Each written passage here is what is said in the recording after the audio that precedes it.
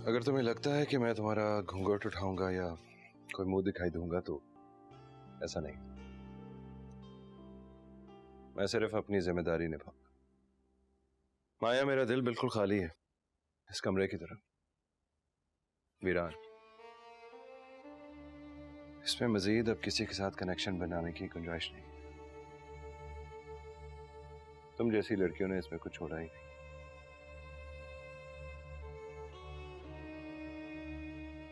तुम इस घर में इसलिए आई हो क्योंकि मामा तुम्हें पसंद करते।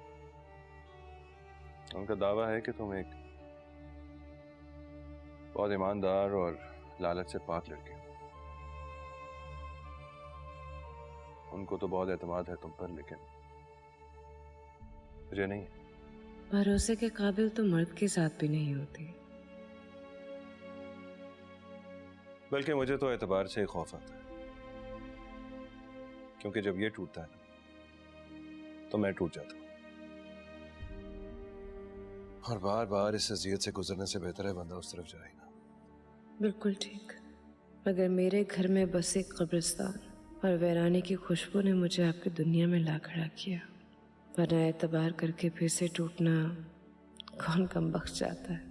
बहरहाल, अगर अब तुम मेरी जिंदगी में आ ही गई हो मजबूरी के तहत ही सही, तो मैं इतना बताना फर्ज समझता हूं कि मेरी एक ही कमजोरी है, मेरी बेटी ज़िम्मा।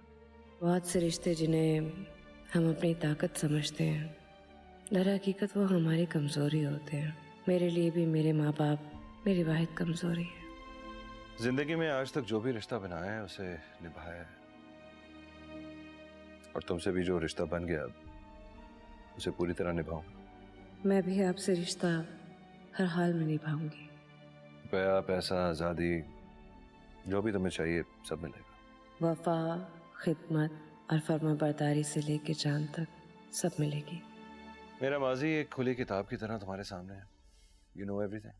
मेरे माजी को छुपाने की शर्त में और अब्बा की कस्मों ने मेरी जबान पर ताले डाल दिए, वरना माजी को छुपाने के हक में तो मैं भी नहीं थी। लेकिन तुम्हें इतना बता दूं, मैं एक और डिवोर्स अफोर्ड नहीं कर सकता। मेरी भी सारी कश्तियां जली हुई हैं। लिहाजा हम दोनों को ही इस रिश्ते को निभाना है, और मुझे लगता है वो तभी हो सकता है जब हम एक दूसरे से कोई एक्सपेक्टेशन ना रखें। अजनबियों की तरह। सो बेहतर यही होगा कि ये मेकअप शेकअप गेटअप वगैरह उतार दो। हम दोनों एक दूसरे को अपना असली चेहरा दिखाएं तो बेहतर। चेंज करना चाह रहा हूं। सजना बाजो हार गई,